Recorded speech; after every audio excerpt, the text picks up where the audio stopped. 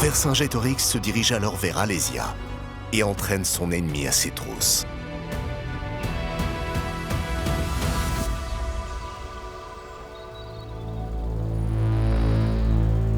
César voit la situation, il voit l'oppidum bien protégé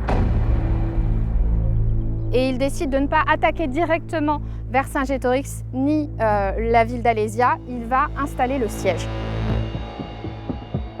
Donc avec ses légionnaires, ils vont faire le tour d'Alésia et ils vont profiter des monts aux alentours. On voit bien les monts là-bas, où ceux qui sont de l'autre côté en fait, font à peu près la même hauteur. Et donc ce qui permet d'installer ces camps en hauteur et d'avoir une vision sur Alésia, sur l'oppidum et sur ce qui se passe dans cette place forte. César se rend compte que de toute façon, la place comme à Gergovie, il ne peut pas l'emporter de vive force. Et donc, la seule solution qu'il va avoir, c'est effectivement d'organiser un blocus pour réduire la place et l'amener par la famille Nastrande. Cette fois-ci, César prépare consciencieusement son siège, prêt à rester des mois s'il le faut. Il met en œuvre des techniques de siège qui sont absolument considérables. Il fait le tour du site. La position topographique lui est plus favorable, le site est moins élevé. Il est entouré finalement d'une série d'éminences qui va lui permettre d'installer ses camps et ses lignes de fortification, et il est patient. 15 km de remparts avec un talus de plus de 8 mètres de haut et des tours pour observer.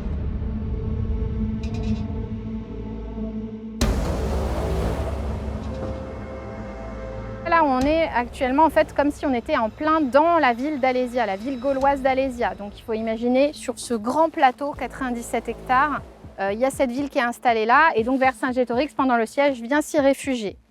Et de chaque côté, Vercingétorix, il peut voir en fait les camps s'installer autour de lui, et il voit les fortifications aussi commencer à l'encercler tout autour. Donc ça devait être très oppressant parce que, en fait, de part et d'autre, de ce côté, mais aussi là-bas, il a le camp de César également et les fortifications, et il voit ce piège se refermer sur lui. Vercingétorix mène des attaques régulières pour ralentir la construction des remparts romaines. En vain. Pour le moment, aucun des deux camps ne prend le dessus. Moi, je pense que c'est un sentiment de grande incertitude dans les deux camps, puisqu'il y a eu deux grandes batailles, celle d'Avaricum et celle de Gergovie. L'une a été une défaite, l'autre une victoire. Et personne à ce moment-là ne peut vraiment être sûr de l'issue du conflit. Je pense que la situation était plutôt à l'avantage de Vercingétorix à la veille de la bataille d'Alésia. 80 000 Gaulois contre 50 000 légionnaires.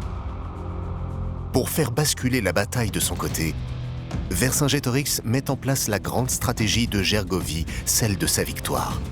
L'enclume et le marteau.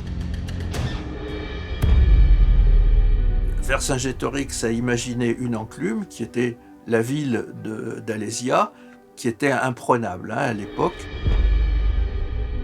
Aucun légionnaire n'aurait pu arriver au sommet de cette hauteur. Et il voulait écraser l'armée romaine entre cette enclume et un marteau qui était ce que l'on appelait l'armée de secours. Il est dynamique, il est stratégique. Alésia est un site très facile à défendre. C'est un excellent site pour la défense. Il a ses alliés, il a les cavaliers qui viennent à la rescousse, comme dans un western hollywoodien. Car cette fois, Vercingétorix a prévu une armée de secours gigantesque de 250 000 Gaulois, un nombre de guerriers encore jamais vu dans cette guerre. Ce qui fait que les Romains vont se trouver à Alésia en infériorité numérique. Ils combattent à peu près à 1 contre 7. Ils sont à peu près 40 à 50 000 hommes sur un anneau qui fait 15 km de long. Donc vous imaginez, si vous êtes attaqué à un endroit et que vous êtes à l'autre bout, comment vous faites pour... C'est très compliqué cette histoire. César est informé par ses espions de l'arrivée de l'armée de secours. César apprend aussi. À Alésia, il a compris la tactique du marteau et de l'enclume. Donc il s'organise en conséquence. Et donc, la première ligne, il va la doubler par une circonvallation à l'extérieur pour pouvoir faire face à cette armée de secours qu'on lui a annoncée, qu'on lui a dit en cours de constitution. Les Romains sont vraiment doués pour creuser et construire des défenses. Et c'est finalement ce qu'il faut, ce qui est nécessaire pour gagner. D'une certaine manière, César joue sur ses points forts. Cette deuxième ligne de rempart s'étale sur toute la vallée, sur plus de 22 km de long, et intègre les camps romains les plus éloignés. Au final, les deux lignes de défense semblent quasiment imprenables.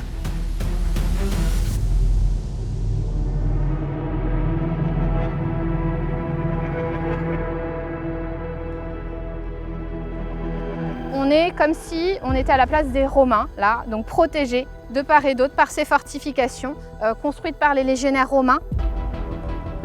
On voit les tours par lesquelles les Romains pouvaient monter. Vous pouvez voir au loin l'arrivée des Gaulois, prévoir une attaque, commencer à se protéger. César est conscient que cette bataille est cruciale. La Gaule était unanime à vouloir lutter pour sa liberté et pour retrouver son ancienne réputation guerrière. Là, on a une rencontre de choc entre des guerriers. On a les guerriers gaulois, les légionnaires romains. Donc là, on a vraiment des armées qui sont là pour en découdre. Et il y a certainement cette sensation que là va tout se jouer. Toute cette guerre des Gaules qu'a menée Jules César juste avant, c'est le dénouement. C'est ici, en fait, que tout va prendre fin, donc pour un camp ou pour l'autre. Les jours, puis les semaines passent. Les Gaulois attendent toujours l'armée de secours.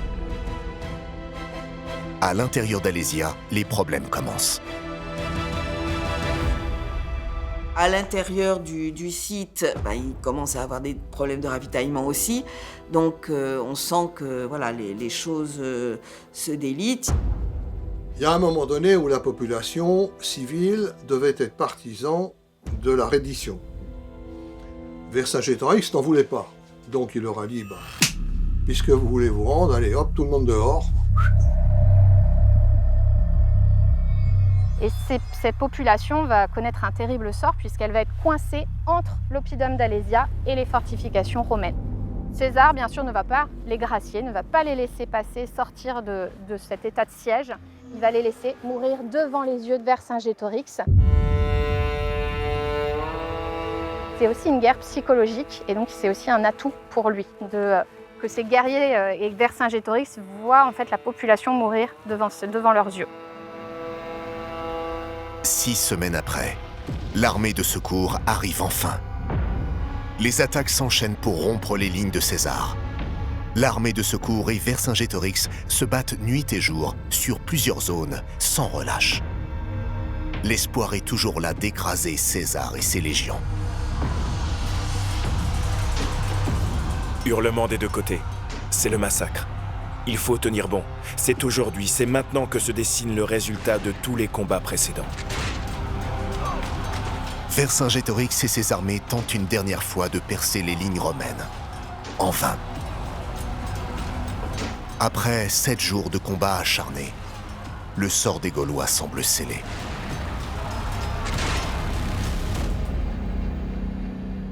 La bataille échoue. L'armée de secours se replie. Elle s'en va, elle va en retraite. Mais vous ne pouvez pas faire autrement parce que ça faisait une semaine qu'elle était là. Or, à travers toute l'histoire de la guerre des Gaules, si vous regardez bien, au bout d'une semaine, toutes les armées, elles ont épuisé leur ravitaillement. Il n'y en a plus. Donc l'armée s'en va. Et là, Vercingétorix se retrouve tout seul, avec son armée. Ce qu'a fait perdre Vercingétorix, c'est la malchance, déjà, pour commencer. Et puis aussi le fait que l'armée gauloise combat de manière... Ce n'est pas des États. Donc il n'y a pas la puissance de feu d'un État. Donc c'est une guerre de résistance, en fait. Hein. C'est comment on fait quand on est face à un ennemi extrêmement organisé, extrêmement puissant et qu'on n'a pas cette puissance d'armement. Je pense que c'est ça aussi la raison de la défaite.